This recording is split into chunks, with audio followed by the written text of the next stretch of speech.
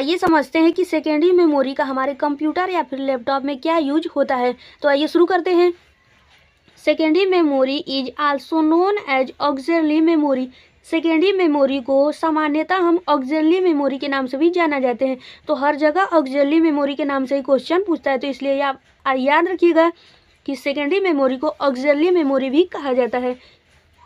And it is use to store data and program permanently.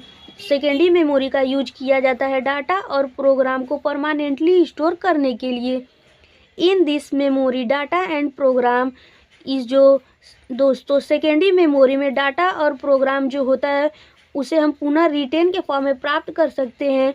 हम अपने system जैसे कि कंप्यूटर लैपटॉप में पावर टर्न ऑफ होने के बाद भी दोस्तों यदि हम अपने प्रोग्राम या फिर डाटा को जब सेव किए हैं तो हम अपने सिस्टम के पावर टर्न ऑफ करने के बाद भी हम उस डेटा को रिटेन के फॉर्म में प्राप्त कर सकते हैं। इसलिए सेकेंडरी मेमोरी का जो नेचर होता है नॉन वोलेटाइल होता है, मतलब कि डाटा जो होता है हम उसे पावर टर्न ऑफ करने के बाद भी हम उसे फिर से प्राप्त कर सकते हैं।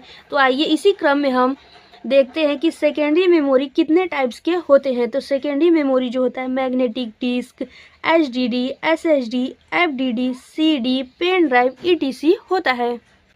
तो आइए देखते हैं कि मैग्नेटिक डिस्क क्या होता है। It offers high storage capacity. या जो मैग्नेटिक डिस्क होता है हमें हाई स्टोरेज कैपेसिटी ऑफर करता है। Reliability and the capacity to directly access store data. दोस्तों ध्यान से सुनिए, मैग्नेटिक डिस्क हमें बहुत ही स्टोरेज कैपेसिटी देता है।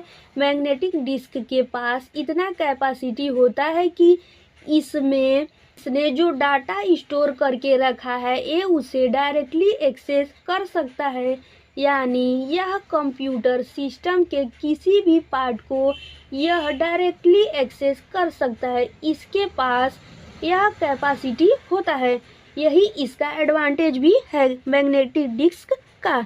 तो आइए इसी क्रम में हम देखते हैं कि हार्ड डिस्क क्या होता है, जिसे हम HDD भी कहते हैं। It is a disk storage device that offers very large store capacity in the TB range। आइए इसे डिटेल में समझते हैं। तो HDD हमें बहुत ही ज़्यादा स्टोरेज कैपेसिटी प्रोवाइड करता है TD के रेंज में। TD का मतलब होता है दोस्तों टेराबाइट। तो जो हमारा हार्ड डिस्क ड्राइव होता है ना उसे हम टेराबाइट में देखते हैं। अगर आप लैपटॉप या फिर कंप्यूटर खरीदने जाते हैं तो सबसे पहले यही देखते होंगे कि उसमें कितना हार्ड डिस्क है, मतलब कितना टेराबाइट का है। तो आइए इसी क्रम में देखते हैं सॉलिड स्टेट ड्राइव मतलब कि SSD। The main advantage of SSD over HDD is fast access time, less power consumption and memory move. SSD का एक्सेस टाइम बहुत ही फास्ट होता है। इसमें अगर आप कोई डेटा एक्सेस करना चाहते हो तो बहुत ही जल्दी कर सकते हैं।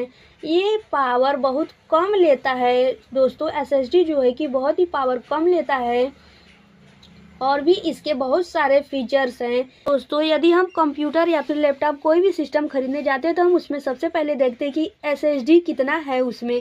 आइए देखते हैं कि FDD क्या होता है, मतलब कि floppy disk drive FDD।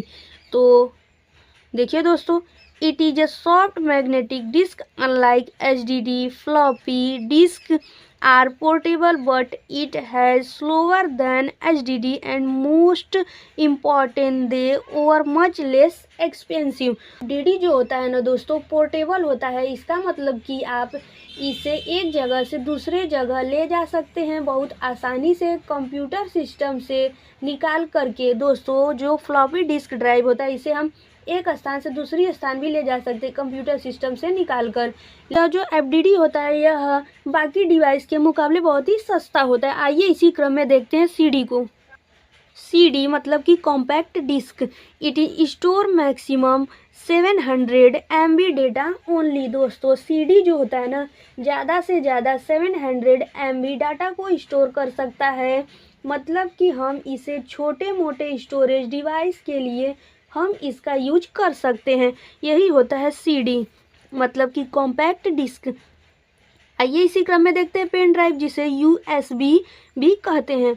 It is also known as USB flash drive. It is commonly used to store and transfer the data between the computer, mobile devices.